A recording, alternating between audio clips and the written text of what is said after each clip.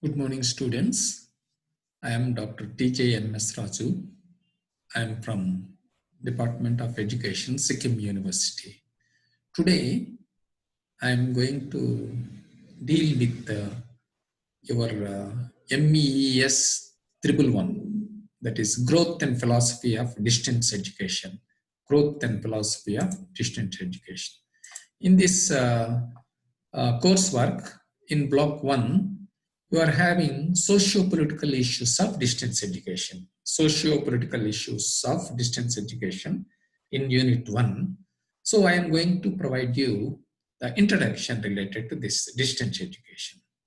Generally, distance education can be treated as open learning and also distance education. We can these two are the most widely used words in the world. Distance means far away from the teacher. We don't obtain education in a formal way, but in a distance way we are going to achieve education. Likewise, open learning means it is open for all. Those who work, they can also get certificates by acquiring knowledge and also to study in open universities or on open education. So because of that, it is open learning. It is also so education at the doorsteps. It is also already there. So these two terms, distance education and open learning, are the widely used terms. In the year 1988, 1,117 distance educational institutions were established all over the world in 103 countries with 34,000 courses and admitting 30 million students in the world. So it is a widespread in the aspect of this distance education. So all the educationists or all the educational psychologists concentrate on the educational system, distance education system, to maintain the quality of distance education. What should we do to maintain the quality? Because there is a controversy or criticism that those who achieved their qualification from distance mode, they are having less skills compared with the regular course students. Like that, some criticism it is there. Some universities, they are all not allowing the students from distance education for their work situation. So these things are happening. So what should we do to maintain the quality of distance education?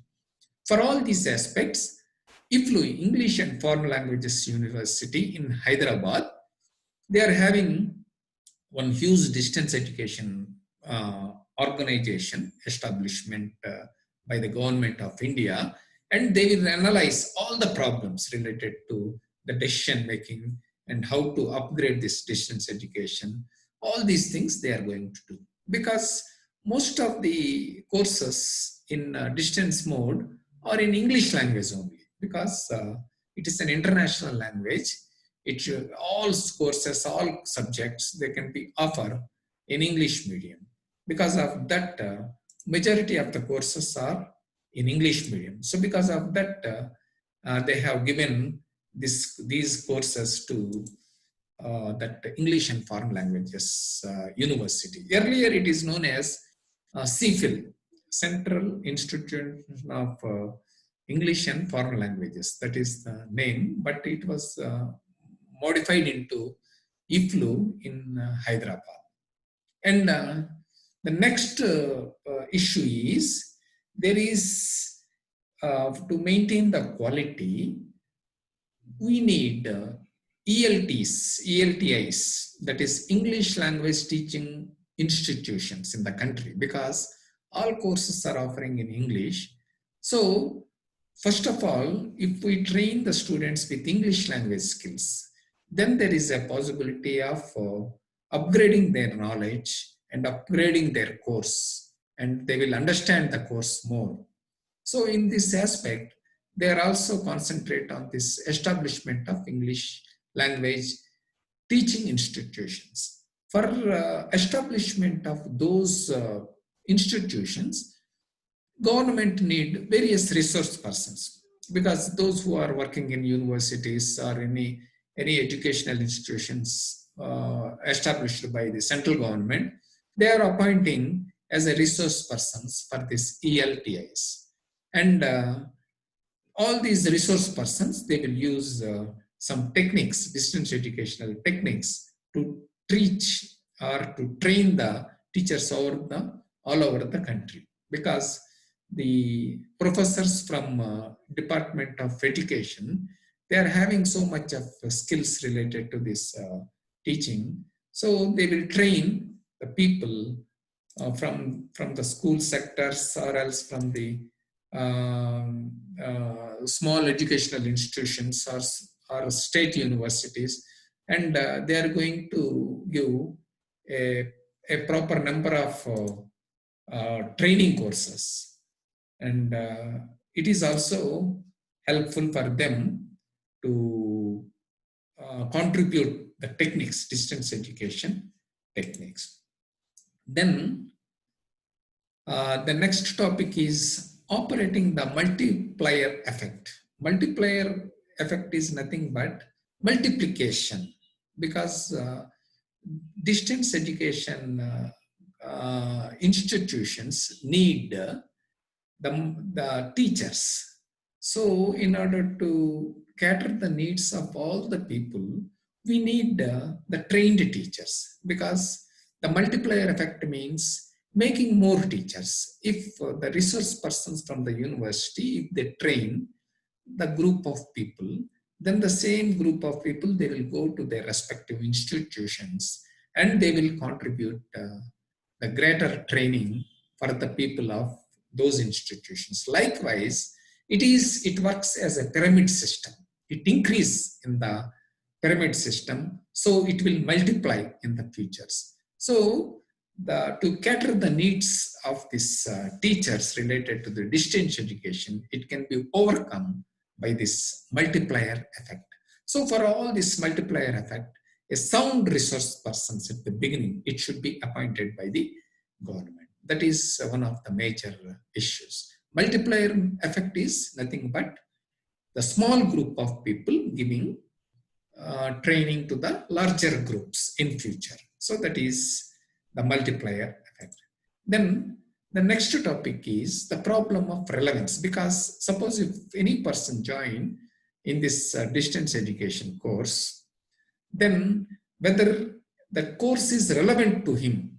Suppose if any person want to do engineering, so but engineering course is in a professional course, so they need training. It is a regular course and they need training. Because of that, some courses are not offered for the public. Only certain courses, certain relevant courses. We can say the general type of training courses, general type, that is arts courses, or some social sciences, or some commerce courses, they are offered by the distance education institutions, and students can get education in those generalistic type of training. And for those courses, they need some training also. Students need to train for certain sort of professional courses. And for giving that training, many academic institutions are not having proper infrastructure, because for training, they need one classroom. For sitting, we need the furniture and some library books. All these things are needed to run the distance education courses. So many institutions in India, because India is a developing country, so we cannot afford the total money or funds to establish the academic infrastructure for this distance education courses. This is not in India, developing country. Many countries are also facing the same problem. We'll go through some countries. Mauritius has free educational system. It is a small country, so it is a developing country. So they are offering the free educational system for that country.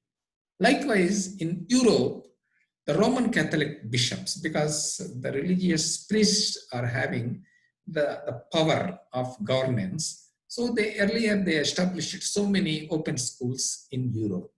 Likewise, in African countries like Kenya or Nigeria, all these countries, they are facing a great problems because their climatic conditions are also not so to fit to establish educational institutions, and funds are also very less to give the resource persons money or salaries for the teachers. That all these things, because it is a backward country, so all African countries are facing the same situations, infrastructural facilities. Likewise, in Latin America, that is, they are practicing, that is, Latin America means in Mexico or in Peru, Brazil, like that, these countries, they are practicing from 3 decades different forms of this distance education. That is, different forms means sometimes they will conduct contact classes, sometimes they will giving books, sometimes they are sending this information through mails, likewise. So different forms they are using.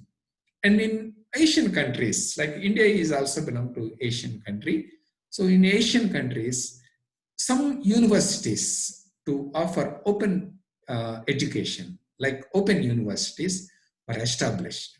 In our country also, Dr. Ambedkar Open University, it is established in Hyderabad. So that is the first university in the entire country to start offer this distance education courses. Likewise, an international language university, open university, that's IGNOU, it is established. So in that distance education, all you people, MA education, you are taking the training for that courses. So education is a compulsory device, and it is also an important for the every individual of the society based on the Article 45 of our country. And we need so many teachers and also so many infrastructural institutions. We need the distance education training centers also, and we need the relevant courses to establish this distance education centers in the country. So this is the brief introduction related to the distance education programs. It belongs to MES-111. So students, all the best for you. And I hope that in coming up days, we are going to provide you some more information related to this distance education courses. Thank you, and all the best. And also, I bless you all for the successful completion of your this MA education program also. Thank you.